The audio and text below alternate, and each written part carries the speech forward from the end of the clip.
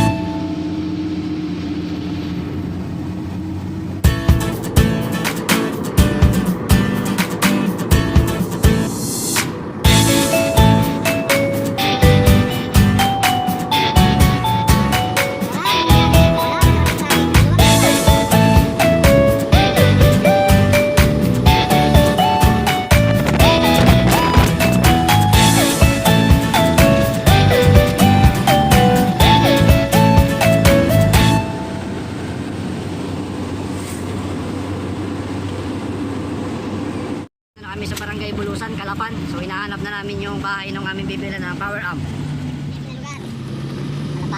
Calapan City. Yan guys, medyo maliit lang yung daan. So hoping na makita na namin yung bahay ng aming hinahanap.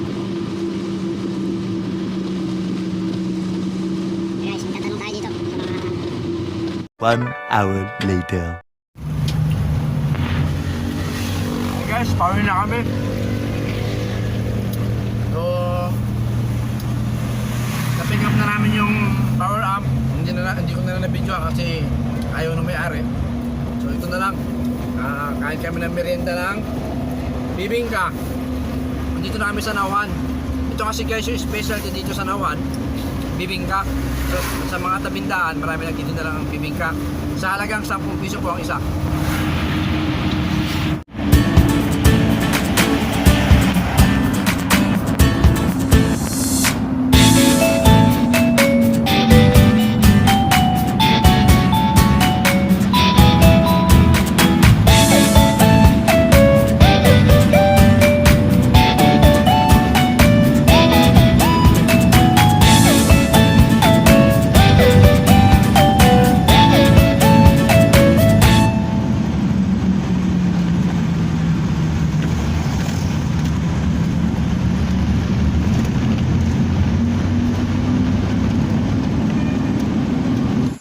So ito guys yung binili namin na power amplifier sa Calapan. So ito siya is CA5. So i-discuss ko lang guys yung pagkakaiba ng bakit may power amp. Ano ang kahalagahan nito sa sound system. Ang power amp kasi guys, ito yung nagbibigay. Usually ginagamit ito sa pang bass. So para mas maganda yung bayo, so maganda yung gamitin ang power amp kasi kalimitan sa mga power amp 4 ohms na. So itong mga ibang ampli, so dalawang klase kasi ng ampli guys, isang power amp saka isang integrated. Ang integrated power amp ay marami siyang pihitan. Yun guys, ganyan ang mga integrated. So may mid, may high, may tweeter.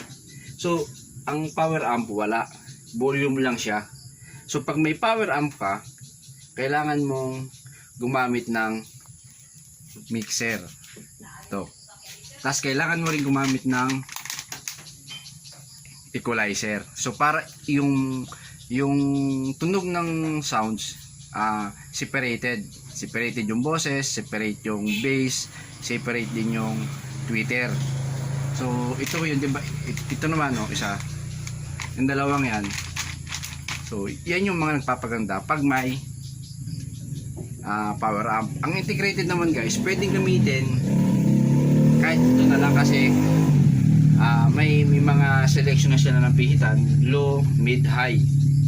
So yun guys yung pagkakaiba. Tapos yun, katulad nito, integrated yang So papansinin nyo guys, yung lahat ng integrated na amplifier ko ay ang gamit ko ay Sakura. Kasi sa Sakura guys, para sa akin, kuha na siya, certified na, magandang gamitin. So beware lang guys sa pagbili ng mga integrated na power amp kasi may mga peke niyan. So mas maganda bumili na lang kayo doon sa mga sikat o kilala na store para medyo safe yung inyong pagbili. So kalimitan kasi guys, pag bumibili ako ng integrated na power amp, hinahawakan ko, usually mabigat kasi may amplifier na magaan. Pag magaan yung ampli, medyo mag-isip-isip na rin kayo. So yun guys yung pagkakaiba. Ayan. Ito yung tatlong integrated ko. Itong 733, ang laki na ng kung ito sa akin, ang laki na ng kinita. O certified talaga to 733. Ito naman 735. Ginagamit ko yung 733 pang tower, pang mid. O ito pang backup din, saka pang bass na rin pwede. Pero since na meron akong power amp, so ito na rin gagamitin ko guys. So yun yung gamit ko guys sa aking mini sound system. Bali tatlo yung amplifier ko, isang power amp, tapos isang mixer, tapos meron akong dalawang equalizer.